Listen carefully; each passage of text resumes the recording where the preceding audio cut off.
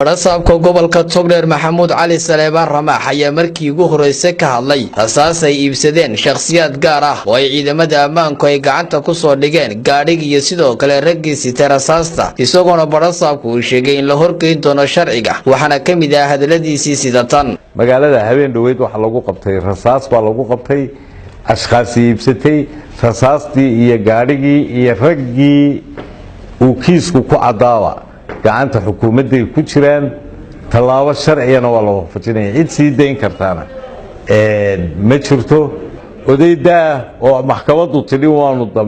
damiin baanu ka qaadnay ayaa jiray isagana dubba amar looga bixiyay in dub loo soo celiyo sidaa darteed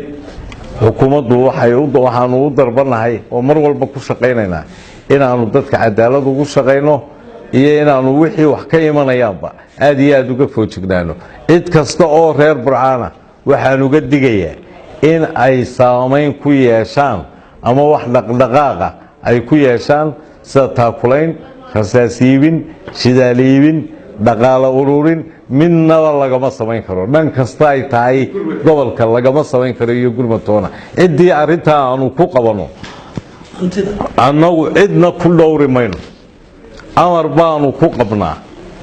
in aanu tallaabo adag ka qaadno sidoo kale badhasaabku waxa uu ka hadlay gaadhi ambalaas ah oo siday dhaawac oo la sheegay in lagu xidhay magaalada burco waxaana uu yidhi waxaan xalay taarkay iyadoo la leeyahay gawaadhi sida dhaawac qolaa ayaa lagu xidhay magaalada burco horta qofku inuu warka iska hubiyo inuu fidmo huriyo ma fiicna diinteenna islaamku inoo bannayn mayso dadnimadana runtii kuma jirto annagaa xidhnay inaan diiday inuu dhaawaca qaado ambalaaskaasina ambalaas qola leedahay ma ahayn waa ambalaasyadii loogu talagalay in lagu qaado dhaawacyada lagaga shaqeeyo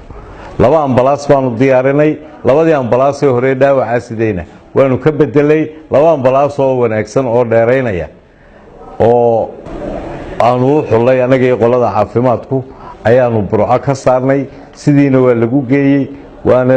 wax allaala wax cid gaara loo jeeday ma jirto waxaan leeyahay runtii dhallinyaradu ha ka waantowdo iyo saxaafaddu ha ka waantowdo inay fidmo iyo waxaan jirin inay fidiyaan cabdilaahi xudayfi ariel TV burco